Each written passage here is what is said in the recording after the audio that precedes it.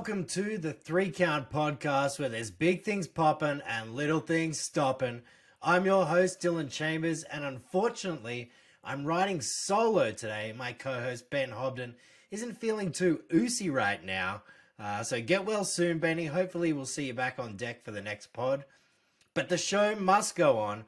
I'm here to take you through all the latest news in the wrestling world, go through the Crown Jewel card match by match, and I know you're thinking, but without Ben, are we going to have a 3 count draft? Of course we're going to have a 3 count draft. Fear not. Later on, my beautiful wife Tasha is going to join us. We've got a little baby on the way, a little baby boy. So we're going to draft the best wrestling-themed baby names. So look out for that one later in the show. Make sure you follow us on the socials at 3 Count Pod on Twitter and Facebook, at 3 Count Podcast on Instagram. If you're watching on YouTube, hit that subscribe button and the follow button on Spotify and Apple Podcasts. Let's get to the news, and we'll start with WWE. Everyone seems to be talking about the Bloodline / Sami Zayn promo from SmackDown the other week, where Roman was cracking up, Jay was cracking up, the crowd was chanting Ucey. Just brilliant stuff from Sami Zayn. I'm sure it was supposed to not be quite as big as it's gotten to, but this Sami Zayn in the Bloodline thing is brilliant. And Jay cracking up, while, it's not kayfabe, I think it had all of us cracking up. We can see they're all having fun. Absolutely brilliant stuff from the Bloodline and from Sami Zayn. And, the memes are going crazy now about people not feeling Ucey. There's a Sami Zayn music video of all his dancing, to Will Smith's getting jiggy with it, but they've taken Jiggy out and put Ucey. Go check that out. Very funny. Now, we've had some transfers in WWE world. We've had Rey Mysterio. He's transferred to SmackDown. Doesn't want to be on Raw with his son. Makes sense if we're building to a WrestleMania match. Let's keep them apart for a little while. And then we've also had Baron Corbin now transfer back to Raw. And he's got his new mouthpiece, JBL, talking him up. The new wrestling god, Baron Corbin. I think this works for Corbin, having JBL. There was something a little bit stale about him. Even though the Happy Corbin gimmick hadn't been around for too long, he did need a change. So good stuff there. And Corbin is now on Raw and notching up the wins. Now, let's talk about Bray Wyatt. We've seen his I don't know if it's his new character, but Uncle Howdy has been making an appearance while Bray's been out there just being himself.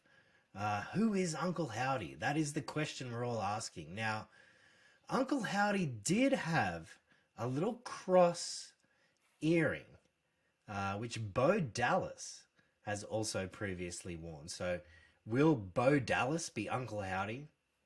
Who knows? We will find out, but it's all good fun. Elektra Lopez missed out on the call-up to the main roster with the rest of Legado. She's going to remain in NXT and kind of make a name for herself there. And to be honest, while I thought they were kind of screwing her over by not bringing her up and replacing her with Zelina, I think this is probably the best thing for Elektra Lopez. She can make a name for herself on NXT. Who knows? Maybe she'll even get the NXT Women's title at some point. I think there's a lot more for Elektra than just being a part of Legado. So good stuff for Elektra. We had Alexa Bliss and Asuka. They won the women's tag team titles last week on Raw. Congratulations, girls.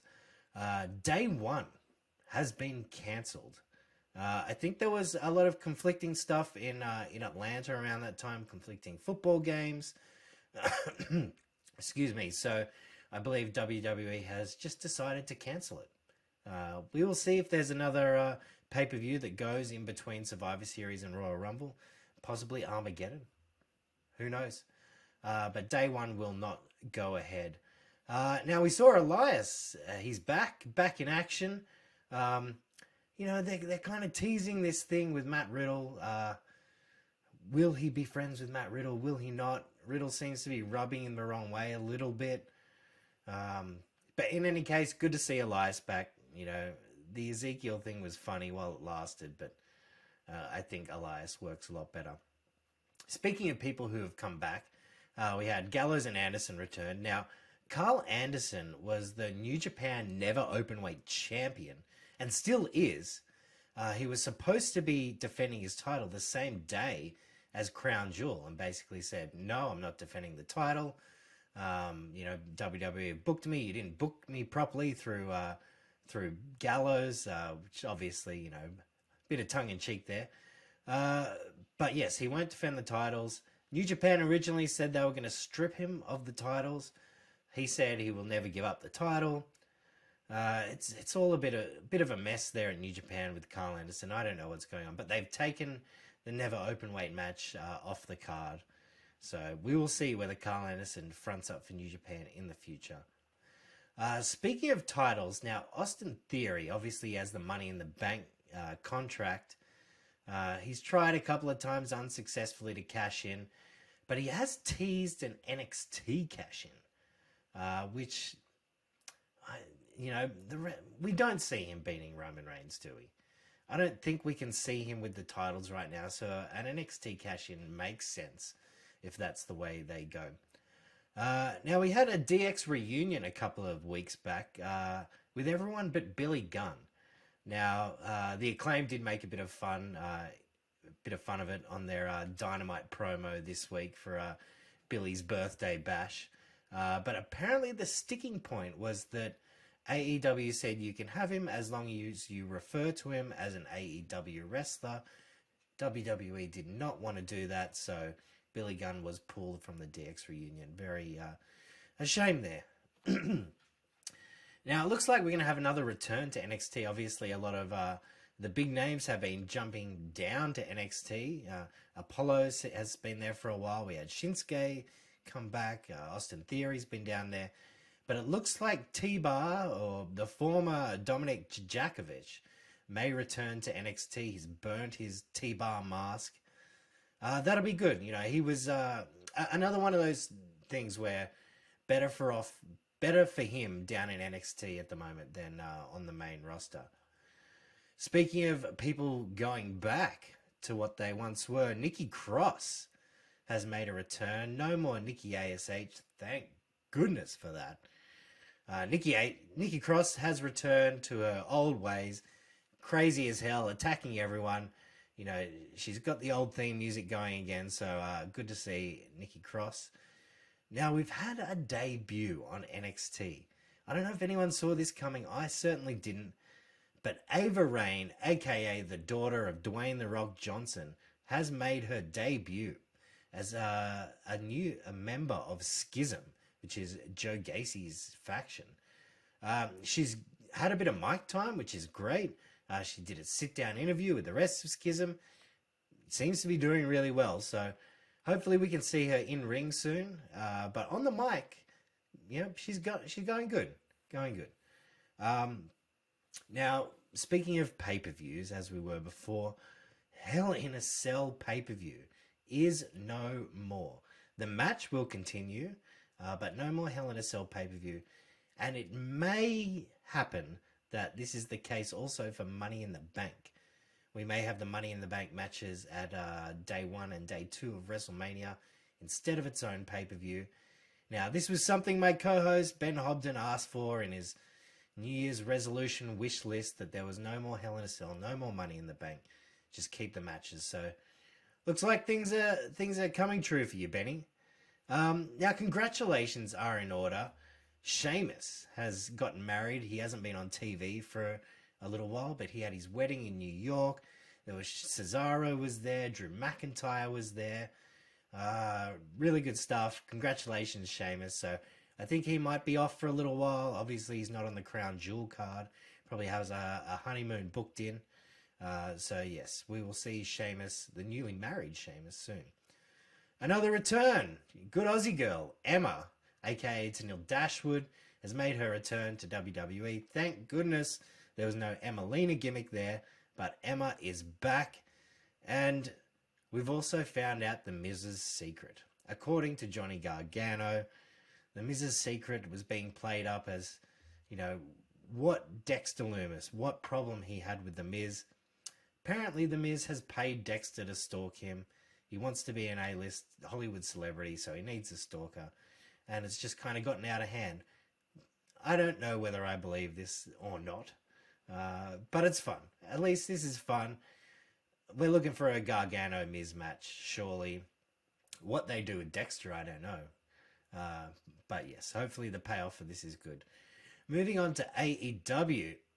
Now, we've had a Malachi Black vignette. It looked like he was being buried. Brody King was being buried, dumped in the ocean. But obviously you could see their faces. You could not see Buddy Murphy's face, so I think Buddy Murphy might be on the outs. But in any case, Malachi Black looks like he'll be returning with AEW very soon. Now, Jeff Jarrett has made his AEW debut, helping out Jay Lethal, taking out Darby Allin, so, yeah, Jeff Jarrett in AEW. Who would have thought it? They've even got his old kind of TNA music there as well. Good stuff to see Jeff Jarrett. I'm a big Jeff Jarrett mark, and he even used the Slapnuts promo, so I was very happy with that. Speaking of returns, Colt Cabana made his return to AEW as well, taking on Chris Jericho when he challenged a former Ring of Honor champion. Obviously, Colt took the L, but, maybe it's fitting around this time that it looks like, AEW buying out Punk's contract, possibly, that Colt Cabana makes his return. Speaking of contracts, Chris Jericho has signed a multi-year extension with AEW, and there are rumors that MJF has as well. Obviously, this won't be broadcast as, MJF's signing of 2024 sweepstakes, storyline will be there. So, but the rumors are MJF is locked up long term as well. We've had some interesting vignettes on Dynamite the past couple of weeks with Kenny and the Bucks, looking kind of like showing moments from them and then them disappearing, much like Thanos disappearing some of the Marvel characters. And recently, with the latest one, it's been an editing software, and it looks like, Kenny and the Bucks have been edited out of AEW. So it'll be interesting what comes to a head with these vignettes, but obviously we will see Kenny and the Bucks again very soon. We had a nasty concussion a few weeks back on Dynamite. Adam Hangman Page copped a huge lariat from Jon Moxley, landed wrong in his head. They stopped the match. They ended up carting him out. He suffered a concussion, so get well soon, Hangman. But yes, nasty stuff there on Dynamite. We have Renee Paquette is officially All Elite. She's made her presence felt backstage doing interviews. So good to see Renee out there. And Orange Cassidy is your current All Atlantic champion. Fun stuff, carrying the belt in a bag because he's just too lazy to carry it around. I love it. Let's get into it. Crown Jewel is coming up. Now, this is the fourth Crown Jewel to be held. Every one so far has been held in Riyadh, which is the capital of Saudi Arabia. Now, the very first Crown Jewel in 2018 was headlined by DX and the Brothers of Destruction. What a headline act. Also featured Shane McMahon winning the WWE World Cup, which has never been seen again. Probably for a good reason. Now, Seth Rollins has had the most Crown Jewel matches with 4, though his record isn't great. It is 1-3.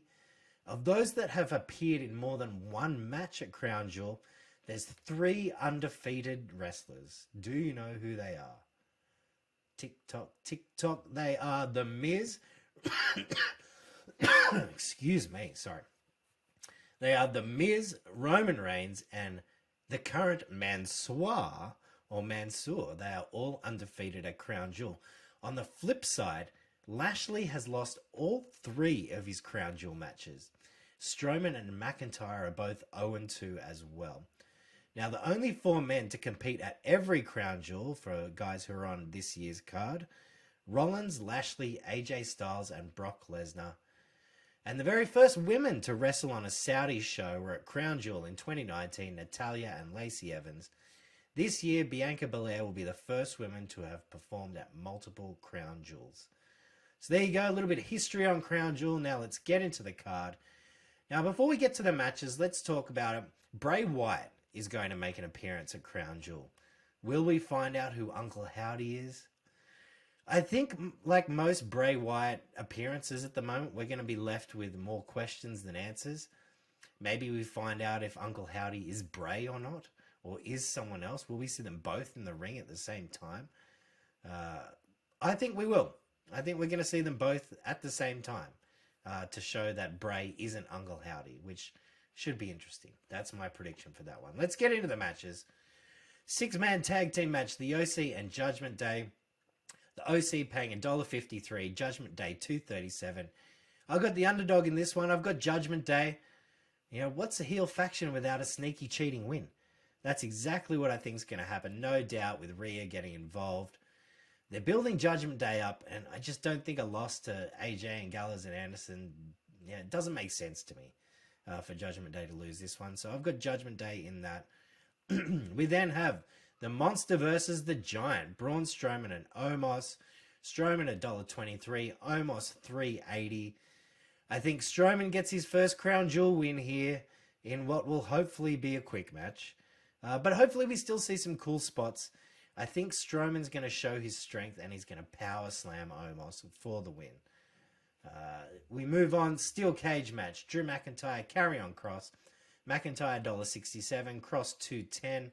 You know, relatively close in the odds there, but I think McIntyre gets this one, gets payback for Extreme Rules and picks up the win. But I think this might actually be a sleeper candidate for match of the night, so keep your eyes on that steel cage match. We have the Women's Tag Team Championship match, Alexa Bliss and Asuka against Dakota Kai and Io Sky. Bliss and Asuka $1.40, Damage Control $2.75. I'm tipping the upset here.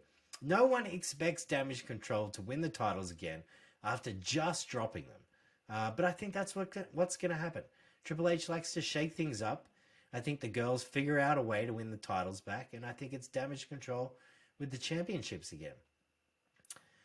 Tag teams continue. The undisputed WWE Tag Team Championship. The Usos against the Brawling Brutes. Usos $1.14, Brutes $5. Take the favorite here. Should be a fun match, but in no way do I think the Brutes can upset here. This is building to Usos' New Day match with, not only the titles, but the record for the longest reign with the tag titles on the line. So I think that's building to that, but still should be a fun match. We have the Raw Women's Championship last man standing match, Bianca Belair and Bayley. Belair $1.37, Bayley $2.88. Now, I said it in the Extreme Rules preview, and I'm going to try and hope it into existence. I think it's time for Bayley to dethrone Belair in whatever tricky way she can to keep her down for the count. But I hope, for Damage Control to be holding all the belts in Saudi Arabia. So, come on, Bayley. You can do it. Brock Lesnar, Bobby Lashley. Lesnar $1.25, Lashley $3.60. I think Lashley's Crown Jewel losing streak continues. I think Lesnar gets the win here. He's dropped so many matches to Roman. He needs and he's due for a win. But I think done the right way, both guys can come out looking strong in this one. But Lesnar for the win for me. We then move on to the undisputed WWE Universal Championship match, the main event. Roman Reigns, Logan Paul. Reigns $1.22, Paul $4. A Theory cash-in paying $2.40. Now, Reigns can't lose this, can he?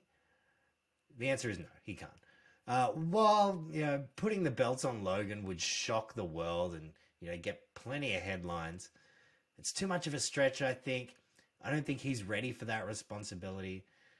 All we can hope for, I think, is that Logan Paul impresses, which he has done in his last two matches. So he's hoping he can step up to taking on the Tribal Chief. But yes, Roman absolutely for the win for me. Now that is it for the Crown Jewel card and our previews, which means it's time for the 3-count draft, which means it's also time to bring in my lovely wife, Tasha. And we're back and we're ready to draft. Everyone meet my beautiful wife, Tasha. Hello. Now, we have a little baby on the way, so today we're going to draft the best wrestling-themed baby names. And I'm a true gentleman. My wife will get to draft first. What is your first pick, sweetheart? Okay, my first pick for a possible baby name is going to be Cole, as in Adam Cole. Cole, okay. Mm-hmm. I know you do like the name Cole. I do. We've talked about it. It's not going to be Cole, by the way. No. And just for something for all you to think about out there, we have decided on a name, and the middle name is a current wrestler in WWE or AEW. So there you go. Get your sleuthing on. It is my turn to pick now, and what cooler name out there is Edge? Edge is my number one pick for cool baby names. That is a good one. All right, you're up. My second pick is going to be Brock. Like Brock Lesnar. I think it just sounds strong, and he's a badass, and you don't want to mess with him. Okay, Brock. I like it. I'm going to go with Razor for my next pick. Razor Ramon. Love Jim. Cool. Okay, I don't know that I would approve of that for us, but it's fun. Number 3, I'm going to go with Apollo. Apollo Crews.